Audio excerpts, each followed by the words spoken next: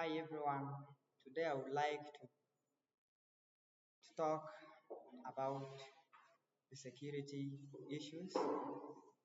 As part of Group 4, I am the Developer Derek, and I have other people that I'm going to present with. And I have Mindro Vivian, and the last one is Oirot Moses. I would also like to bring a scenario imagining that a popular e-commerce company suddenly experiences a data breach. And this one is not only going to affect the company's system, but also it is going to have a significant impact on their customers and even on themselves, as their images are going to be damaged and even their sales are going to definitely drop. So that is what we are going to talk about, and others are also going to follow those other parts that have been assigned to them. And you find that today, in a digital world, security has gone far beyond technology to businesses. So in this presentation, we are going to talk about why we should consider security in businesses. And also we shall talk about the steps that we need to develop to make a good business continuity plan and some of the areas that it addresses. And lastly, we shall talk about some of the security threats to the e-commerce websites, especially when handling online transactions. So some of the security impacts that a company might face are as follows. We have finances. You find that in terms of finances, there's going to be either a direct financial drain or even it can be indirect. The first one, as being direct, as maybe a company experiences as a breach, a data breach, you find that the first one, the immediate impact it is going to be on the company itself, as it is going to, bring a lot of money, inject a lot of money to make some of the repair on the systems that have been damaged. And also the customers as well, they are going to lose their information. You find that in that system of the company, the customers' information are also stored there, their personal information. So you find that the customers' information are also going to be stolen. So the impacts are going to be on both the company and the customers as well.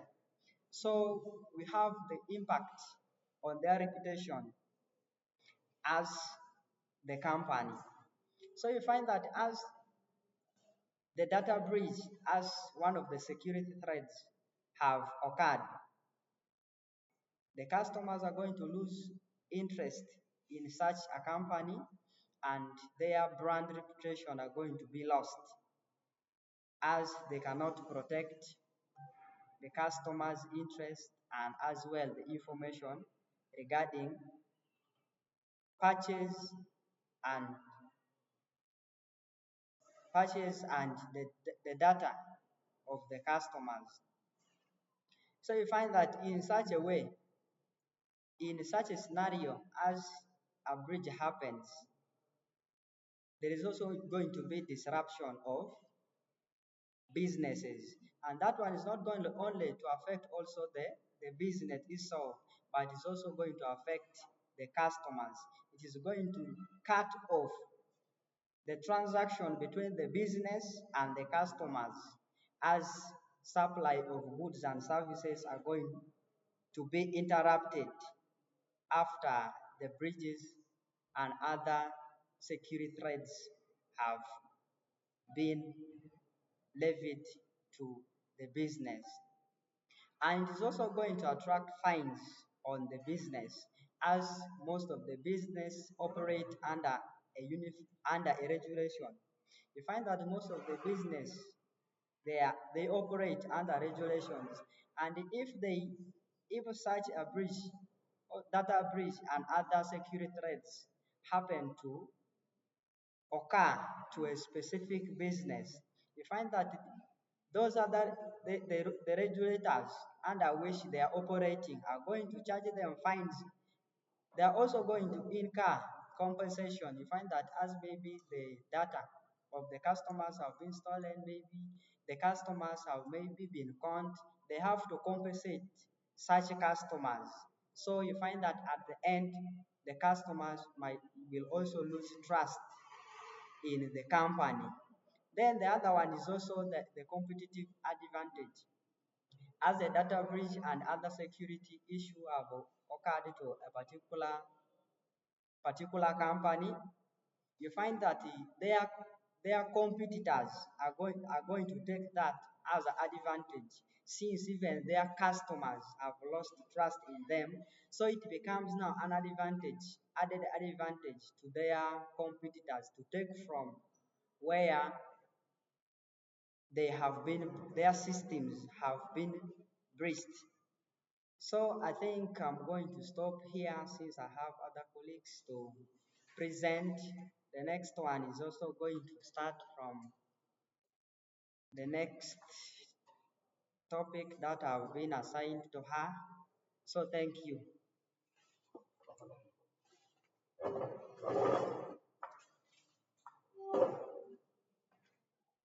Thank you very much.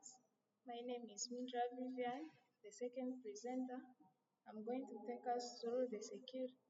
I'm going to take us through starting a business continuity plan. Developing a business continuity plan assessment involves assessing risks and preparing for disruptions. First and foremost, developing a business continuity plan starts with a thorough risk assessment. This involves identifying the risks such as cyber attacks or pandemics and analyzing the impacts, then evaluating the risks. Secondly, identifying the critical business functions and processes. Then engage all departments in planning. Then the key elements of a business continuity plan. This includes the following. The first one is risk assessment, business impact analysis, recovery strategies, training and awareness programs concerning business, plan development, testing and maintenance, and final emergency response to procedures. Then what are the importance of a business continuity plan? In today's unpredictable world, a business continuity plan is crucial for any business as for the following reasons. The first one is it minimizes operational disruptions that may arise in the business. Then secondly, it protects financial stability and customer trust and confidence due to the strong relationship created among the customers. And also it supports employee safety and morale and strengthens competitive advantages. It also ensures compliance with regulations. Then what are the aspects that the business continuity plan addresses? First of all, addresses the aspect of IT and data security, that is, backing up systems and data recovery plan. Secondly, it employs safety and support. This involves keeping employees' safety during emergencies. Thirdly, it involves supply chain management.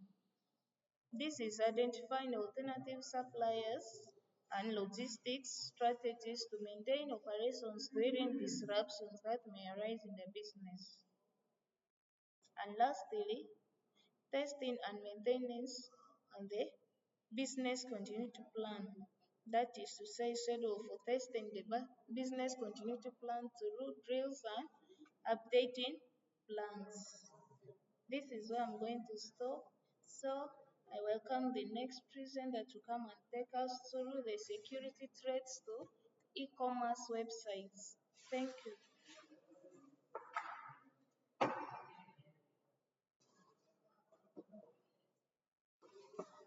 I welcome each and everyone for this presentation.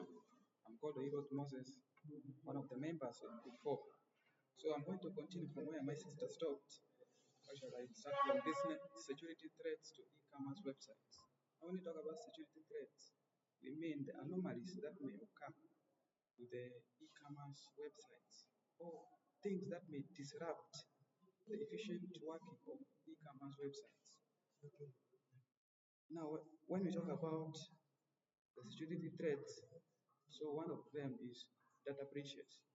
When you talk about data breaches, these are data breaches will mean changing the changing how the data is supposed to be. Anything that can change the original quality of the data. So we mean that the data has been breached. For example, customer information leaks. Changing in any of the customer's information may cause data breaching. For example, customer's name. When there is somebody who has hacked into the customer's name, this may bring default when the person tries maybe to follow. Two, payment frauds. Some people may hack the company via credit card theft. They may steal the credit card and then this one may bring loss to the company. Another one is phishing attacks. This one targets the users. Then we also talk about insider threats. This may arise amongst the employees themselves. Then another one is DDoS attacks, closing website down. This one mostly affects the software of the computer. And this may stop the smooth running of the business since most of the things are done online. Now when the software which is conducting the online business, online trade gets disrupted, this may bring the downfall of the company. Now what are some of the impacts of threats on e-commerce websites? We are talking about the results. What will be the results of these threats that we have talked about? One, they will bring financial loss to them, to fraud and operational downtime. When you talk about financial loss due to fraud and operational downtime, we mean the company will tend to lose a lot of money in trying to bring back the software. One is for installing new software in case the old one has got damaged. Two, some of the fraudsters, they tend to hack money, meaning they will put the company's life at risk since most of the things are done using money. Now, when the company loses money via online fraud, this may pose a risk to the company. Another one is reputation damage and customer distrust. Now, when other companies realize that this business has been hacked, they will automatically lose. They will lose reputation, and even their customers will tend to run away from them now, seeking for other businesses. Hence, their competitors will outcompete them in the market. Another one is potential legal consequences and fines. Now, some of these businesses they work under, they have their body that govern them. Now, when they incur such threats, they will be fined and they will tend to pay a lot of money and this will bring financial loss. Another one is loss of competitive advantage. Like I did mention it before, that these businesses, they have their competitors. Now, once their competitors realize that they have been threatened, once their competitors realize that they have been threatened, then the customers will run and look for other businesses. Now, this will bring in the loss of competitive advantage. The competitors will outcompete them in the market. Another one is the increased security cost. Now, in order to regain their status, they will have to invest more on security. One is by installing updated software, which is very expensive. Two is to in, include now security personnel also, so that they guard the business very well. Mitigating security threats in e-commerce is our next item. So how can we mitigate the potential risks that may happen in the business? One is by educating customers on safe online practices. The customers have to be educated so that they know the threats. They should avoid clicking any links that may expose them to danger. Two, regular security audits and vulnerability assessment. They have they have to assess some of these things, and then regular software updates. So since time is not our best ally, I would like to stop here. Thanks.